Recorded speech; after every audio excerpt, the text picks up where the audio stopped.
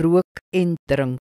Lukas 18 vers 11 sê, die fariseer het gaan staan en so oor homself gebid. God, ek dank U dat ek nie soos die ander mense is wat roof, onreg doen en egbreuk pleeg nie, en ook nie soos hierdie tollenaar nie.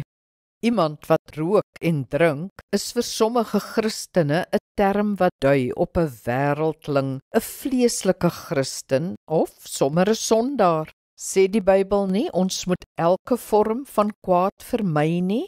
Dis waar ja, en dis ook waar dat sulke dinge sonde kan wees of sonde kan word. Aan die ander kant loop die sonde veel dieper as wat ons dink en kan ons onsself nie regverdig deur bloot by 'n eenvoudige lysie uiterlike dinge te hou nie. Ons kan veral nie hoogmoedig wees soos die fariseer in die tempel teenoor ander nie, want hoogmoed is die moeder van sonde.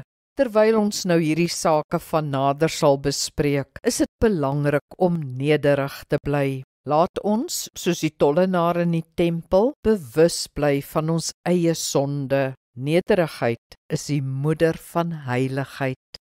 Kom ons bid saam. Hemelse Vader, help my om sonde te vermy en selfs enige laste wat my verhouding met U sal belemmer. Help my ook om die sonde van hoogmoed te vermy, omdat ek self dinge het om aan te werk. My taak is nie om te oordeel en te veroordeel nie, maar om te beoordeel en U in waarheid en liefde te volg. Gee my U liefde vir alle mense. Amen. Die Here seën jou.